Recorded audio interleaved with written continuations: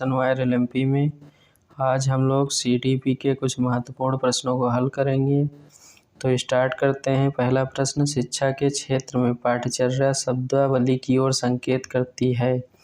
शिक्षण पद्धति में पढ़ाई जाने वाली विषय वस्तु, विद्यालय का संपूर्ण पाठ्यक्रम जिसमें विद्यार्थी प्रतिदिन अनुभव प्राप्त करते हैं, मूल्यांकन प्रक्रिया, कक्षा में प्रयुक्त की जाने वाली पाठ्य सामग्री। तो इसका आपका सही उत्तर क्या हो जाएगा कि पाठ्यचर्या जो है वो किसकी ओर संकेत करती है। तो इसका आपका सही उत्तर हो जाएगा ऑप्शन बी, विद्यालय की संपूर्ण कार्यक्रम जिसमें प्रतिदिन बच्चे जो हैं अनुभव प्राप्त करते हैं। अगला प्रश्न, निचली कक्षाओं में शिक्षण की खेल पद्धति मूल रूप से आधारित है। ऑप्शन ए, शारीरिक शिक्षा कार्यक्रमों के सिद्धांत पर। ऑप्शन बी, शिक्षण पद्धतियों के सिद्धांत पर। ऑप्शन सी, विकास एवं वृद्धि के मनोवैज्ञानिक सिद्धांत पर। ऑप्शन डी, शिक्षण के समाजशास्त्री सिद्धांत पर। तो इसका आपका सही उत्तर क्या हो जाएगा, विकास एवं वृद्धि के मनोवैज्ञानिक सिद्धांत पर आधारित है खेल। और क्या है, मूल रूप से किस पे आधारित है, विकास एवं वृद्धि के मनोवैज्ञानिक सिद्धांत पर।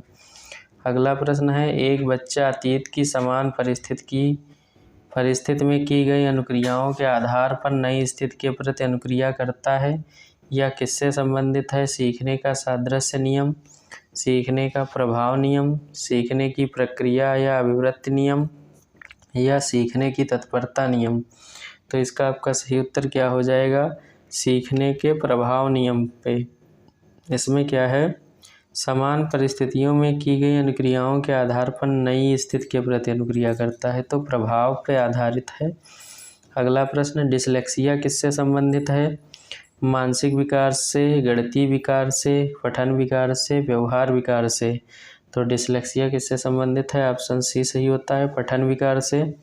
अगला प्रश्न, विशेष आवश्यकता वाले बच्चों को शिक्षा उपलब्ध कराई जानी चाहिए। अन्य बच्चों के साथ विशेष विद्यालयों में विशेष बच्चों के लिए विकसित पद्धतियों द्वारा, विशेष विद्यालयों में विशेष शिक्षकों के द्वारा। तो इसका आपका सही उत्तर क्या हो जाएगा, अन्य सामान्य बच्चों के साथ जो है विशेष आवश्यकता वाले बच्चों को शिक्षा उपलब्ध कराई जानी चाहिए। ये समावेशी शिक्षा का महत्वपूर्ण जो है उद्देश्य है। ऑप्शन ए सही होता है। अगला प्रश्न देखते हैं, आकलन को उपयोगी और रोचक बनाने के लिए के प्रति सचेत होना चाहिए। अलग अलग विद्यार्थियों में तुलना करना, विद्यार्थियों को बुद्धिमान या औसत विद्यार्थियों को उपाधि देना, शिक्षक और शैक्षिक क्षेत्रों में विद्यार्थी के सीखने के बारे में जानकारी प्राप्त करने के लिए विविध तरीकों का प्रयोग करना। ऑप्शन डी, प्रतिपुष्ट फीडबैक देने के लिए तकनीकी भाषा का प्रयोग करना। तो यहाँ कह रहा है कि आकलन को उपयोगी और रोचक बनाने के लिए किसके प्रति सचेत होना चाहिए। तो इसका आपका सही उत्तर हो जाएगा, विद्यार्थियों को बुद्धिमान तथा औसत विद्यार्थियों की उपाधि देने से जो है सचेत होना चाहिए। सभी को समान समझना चाहिए, ऐसा नहीं करना चाहिए कि कुछ को बुद्धिमान और कुछ को औसत विद्यार्थियों की उपाधि देकर उनके बीच अंतर उत्पन्न किया जाए। तो इससे बचना चाहिए, सचेत रहना चाहिए। अगला प्रश्न देखते हैं, प्रतिभाशाली होने का संकेत नहीं है सृजनात्मक विचार, दूसरे के साथ झगड़ा, अभिव्यक्ति में नवीनता और जिज्ञासा। तो इसका आपका सही उत्तर क्या होगा, जो प्रतिभाशाली होंगे तो वो दूसरों के साथ झगड़ा जो है ये नहीं करेंगे, बाकी सृजनात्मक विचार भी होंगे, अभिव्यक्ति में नवीनता भी होगी और जिज्ञासा भी उनके अंदर होगी। ऑप्शन इसका बी सही हो जाता है। अगला प्रश्न है, बच्चे दुनिया के बारे में अपनी समाज का सृजन करते हैं, इसका श्रेय किसे जाता है, पियाजे, पावलोव, कोहलबर्ग और स्किनर। तो इसका आपका सही उत्तर किसे है जाता है, बच्चे दुनिया के बारे में समाज का सृजन करते तो पियाजे को जाता है। जीन पियाजे ने बच्चों के संज्ञानात्मक विकास से संबंधित जो नियम दिया था और उनकी संज्ञानात्मक विकास की 4 अवस्थाओं का वर्णन किया था। अगला प्रश्न देखते हैं, कृतिका अक्सर घर में ज़्यादा बात नहीं करती है लेकिन विद्यालय में वह काफ़ी बात करती है। यह दर्शाता है विद्यालय हर समय बच्चों को खूब बात करने का अवसर देता है। शिक्षकों की यह मांग होती है कि बच्चे विद्यालय में खूब बात करें। ऑप्शन सी है, कृतिका को अपना घर बिल्कुल पसंद नहीं है। ऑप्शन डी, उसके विचारों को विद्यालय में मान्यता मिलती है। तो इसका आपका सही उत्तर यही हो जाएगा कि उसके विचारों को विद्यालय में मान्यता मिलती है, इसलिए वो विद्यालय में ज़्यादा बोलती है और घर पे उसके विचारों को मान्यता नहीं दी जाती है, जिसकी वजह से वो घर पे कम बोलती है। अगला प्रश्न देखेंगे। एक शिक्षक को अपने विद्यार्थियों की क्षमताओं को समझने का प्रयास करना चाहिए। निम्नलिखित में से कौन सा क्षेत्र इस उद्देश्य के साथ संबद्ध है? शिक्षा, समाजशास्त्र, सामाजिक दर्शन, मीडिया, मनोविज्ञान, शिक्षा, मनोविज्ञान। तो इसका आपका सही उत्तर क्या हो जाएगा? शिक्षा मनोविज्ञान जो है एक शिक्षक को अपने विद्यार्थियों की क्षमताओं को समझने का प्रयास करता है। अगला प्रश्न देखते हैं। सीखने की प्रक्रिया में अभिप्रेरणा शिक्षार्थियों की स्मरण शक्ति को पैना बनाती है। पिछले सीखे हुए को नए अधिगम से अलग करती है। शिक्षार्थियों को एक दिशा में सोचने के योग्य बनाती है। अगला है, शिक्षार्थियों में सीखने के प्रति रुचि का विकास करती है। तो अभिप्रेरणा का क्या कार्य होता है? यह शिक्षार्थियों को सीखने के प्रति रुचि का विकास करती है। जितना ही ज़्यादा उनको अभिप्रेरित करेंगे उतना ही ज़्यादा उनके सीखने में रुचि का विकास होगा। तो डी सही हो जाता है इसका उत्तर। अगला प्रश्न देखते हैं।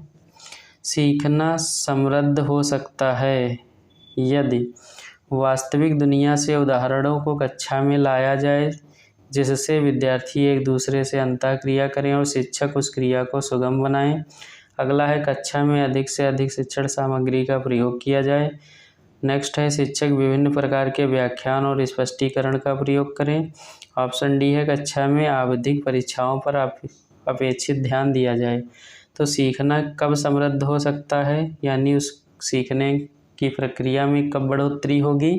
तो इसका आपका सही उत्तर होगा जब हम वास्तविक दुनिया के उदाहरणों को कक्षा में प्रस्तुत करेंगे तो विद्यार्थी उनसे अंतःक्रिया करके उस शिक्षक उस क्रिया को सुगम बनाएं, तो बच्चे और आसानी से सीखेंगे।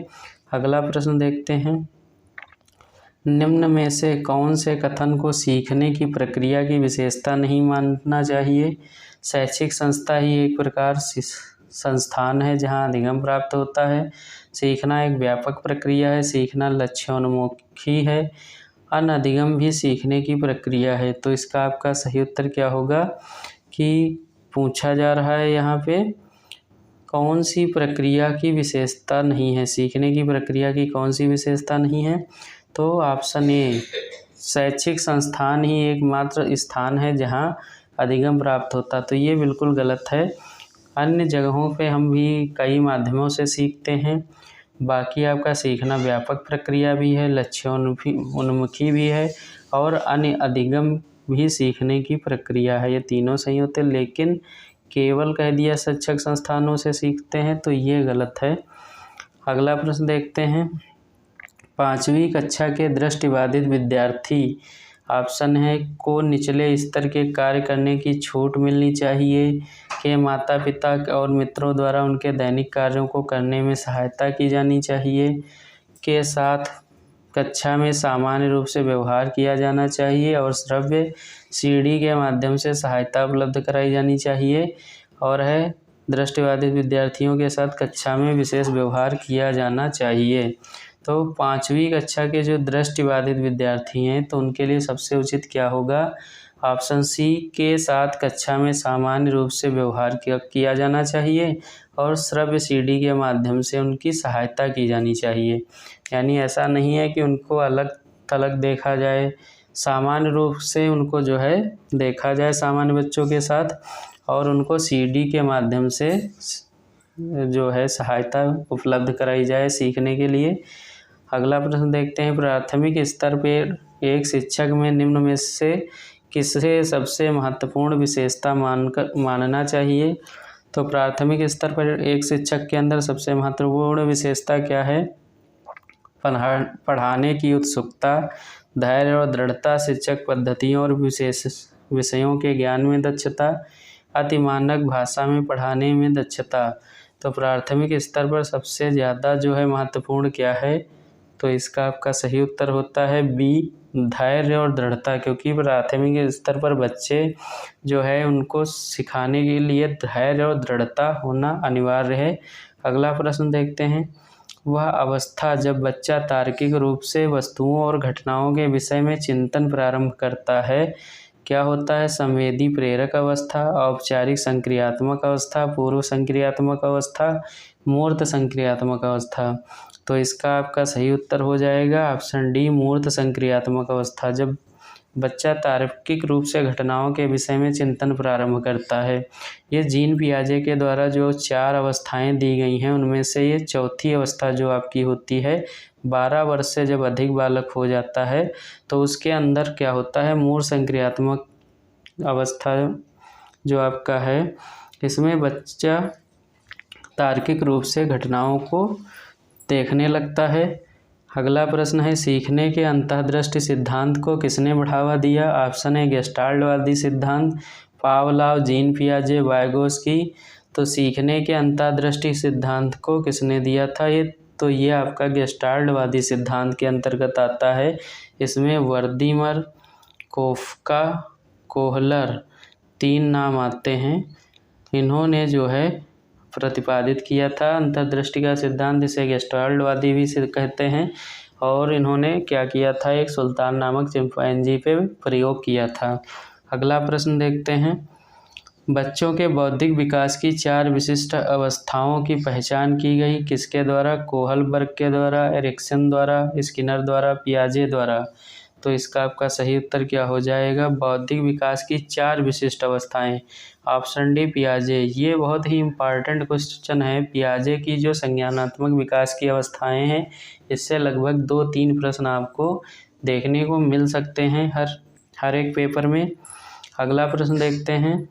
निम्नलिखित में से किस अवस्था में बच्चे अपने समवयस्क समूह के सक्रिय सदस्य हो जाते हैं? किशोरावस्था, प्रौढ़ावस्था, पूर्व बाल्यावस्था, बाल्यावस्था। तो इसका उत्तर सही होता है किशोरावस्था जो है। किशोरावस्था में बालक क्या करते हैं, समवयस्क समूह के सक्रिय सदस्य हो जाते हैं, अपने समान आयु के साथ के लोगों के साथ जो है समूह बनाते हैं। अगला प्रश्न, और ये आज का अंतिम प्रश्न है। बच्चों के सीखने की प्रक्रिया में माता पिता को डैश है भूमिका निभानी चाहिए, यानी माता पिता की भूमिका क्या होनी चाहिए बच्चों के सीखने में? नकारात्मक होना, अग्रोन्मुखी होना, सहानुभूतिपूर्ण होना, तटस्थ होना। तो इसका ऑप्शन सही हो जाएगा बी, अग्रोन्मुखी, यानी बच्चों को सीखने के बारे में उनको क्या करना चाहिए, अभिप्रेरित करना चाहिए माता पिता को, यानी अग्रोन्मुखी होना चाहिए। तो इस तरीके से हम लोगों ने आज CDB के बहुत ही महत्वपूर्ण प्रश्नों को हल किया। ये प्रश्न आपके यूपी टेट, CTET और अन्य जो भी शिक्षक परीक्षाएं हैं उनके लिए काफ़ी महत्वपूर्ण हैं। तो ऐसे ही प्रश्नों को पाने के लिए आप अपने YouTube channel education wire LMP से बने रहिए। ज़्यादा से ज़्यादा इसको लाइक, शेयर, सब्सक्राइब करिए और बेल आइकॉन को दबा दीजिए, जिससे नेक्स्ट जो आपकी वीडियो है उसका नोटिफिकेशन मिल जाए। तो मिलते हैं नेक्स्ट वीडियो में, तब तक के लिए जय हिंद।